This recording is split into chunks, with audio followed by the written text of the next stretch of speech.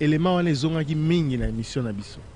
Problème ni tozana on a Brazzaville parce que toujours le paix sécurité nyonso ezali depuis visite ya président ya Congo Brazzaville na Rwanda na ba propos ya tenaki akumisi leadership ya Rwanda na Afrika makambo belé et sali nungu mingi omoni na ba réseaux sociaux ba congolais ba siliki makasi Congo Brazzaville même porte-parole à gouvernement à réagir. Qu'est-ce qui se passe exactement? Parce que vous avez parlé du porte-parole du gouvernement de Congo Brazzaville, j'ai parlé avec lui ce matin.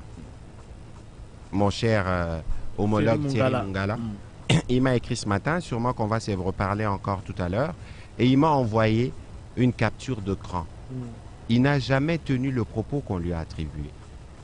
Jamais. Premièrement. Deuxièmement, le Congo-Brazzaville est un État souverain qui est en droit d'entretenir de rapports diplomatiques avec les pays de son choix.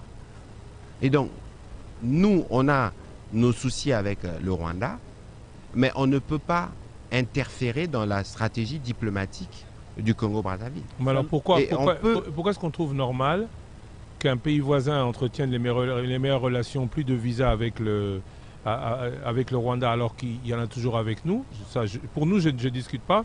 Alors que d'autres pays pourraient avoir fait pression sur une trentaine de chefs d'État pour qu'ils ne participent pas, par exemple, à un sommet en Russie. Les relations internationales prévoient aussi que certains pays peuvent voir d'un mauvais œil le rapprochement entre son voisin et son ennemi. Non, Christian, il faut faire la nuance. Il faut faire la part de choses. Parce qu'on dit en diplomatie, en relations internationales, que les États n'ont que des intérêts et non pas d'amis.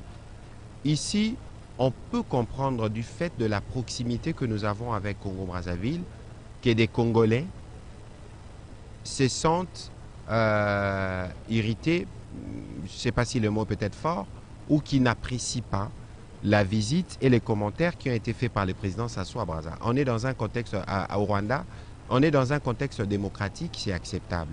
Mais cela ne devrait en rien servir de prétexte pour entendre que des gens manquent d'égard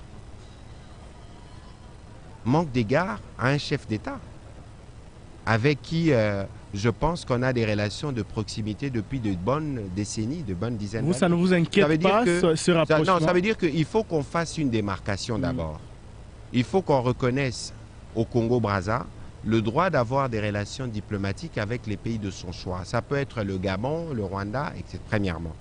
Deuxièmement, il nous appartient à nous, et c'est le travail que nous faisons avec le président de la République, de relancer notre machine diplomatique pour être en mesure de répondre aux défis qu'impose notre pays aujourd'hui. Vous avez vu par exemple, hier il y avait la question de Madame Mushikiwabo, mais pour nous, c'est en rien surprenant que ce ne soit pas là.